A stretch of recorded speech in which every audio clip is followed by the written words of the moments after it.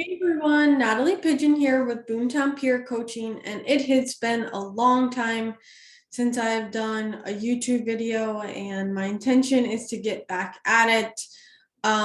So we're going to kick off today with something that I think is very valuable to everybody, and that is going to be the best time to make cold calls or calls as of 2021.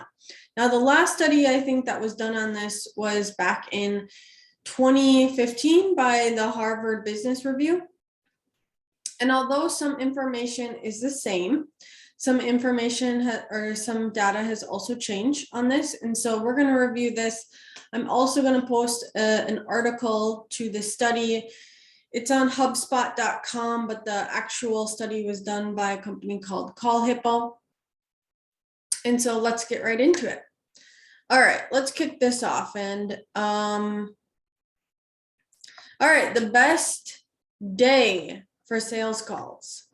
Now, this does not take into consideration the weekend.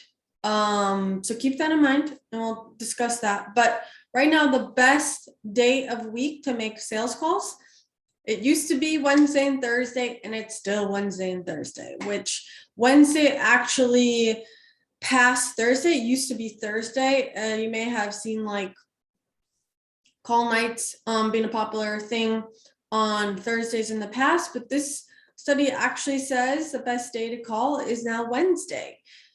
So keep that in mind. The worst day to call is actually Friday, and Monday and Tuesday are kind of neck and neck. So if you are not prospecting on Wednesday and Thursday, I highly recommend that you leverage time and use the study to your benefit to get a hold of people. So the best time of day to call. Now this has changed slightly, and this actually surprised me a little bit. So the best time to call is still 4 to 5. Makes sense. But the second best time is 10 to 11, which is different from the past. And so I'm not sure what has changed this. Maybe people working from home or homeschooling start their day earlier. So right before lunch, they have a little bit more flexibility with their schedule. Not really sure, but yeah, 10 to 11. And then also good times would be 11 to 12 and 3 to 4.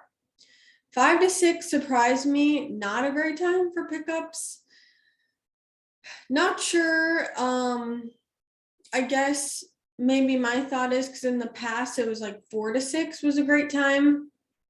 Maybe traffic patterns have changed. You know, more people are working from home, and so they're not necessarily sitting in their car between 5 to 6 anymore. They're leaving work earlier, potentially. A lot more flexibility with people's schedules. So that could all play a factor into this. But yeah, so let's recap. 4 to 5, 3 to 4, 11 to 12, and 10 to 11. All right. Dive in. The best response time. This is nothing new. CallHippo identified a 450% difference in response time for leads receiving a follow-up call within an hour of submitting an inquiry and those that didn't. All right, persistence pays off. So let's talk about the number of calls you should be making for your lead. This hasn't changed either. You should be making at least 6 call attempts. And I always say to my clients, think of it this way.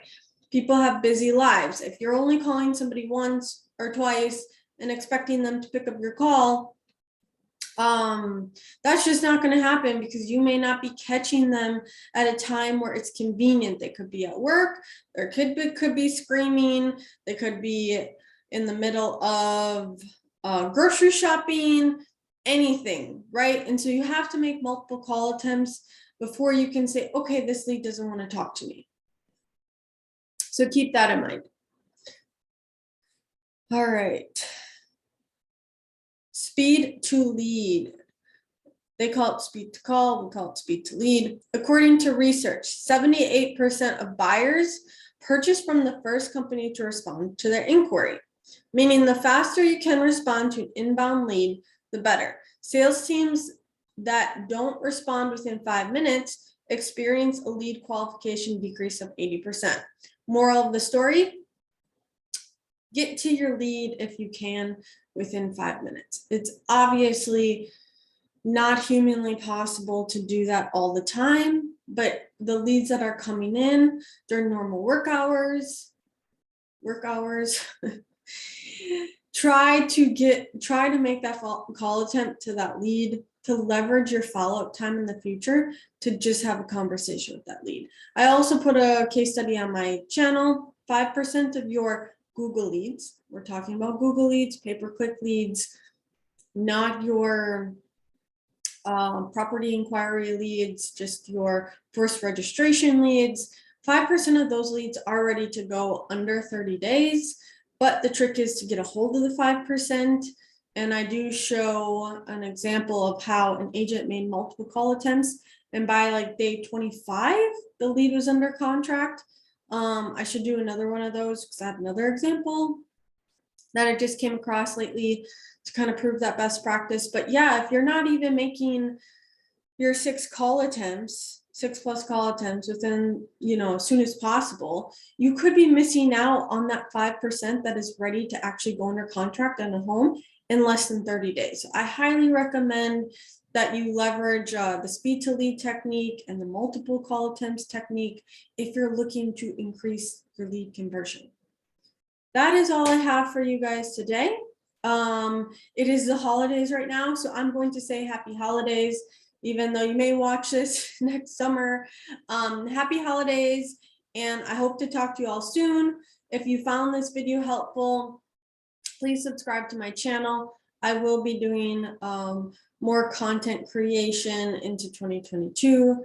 And again, subscribe to my channel. Thank you so much. Have a great day.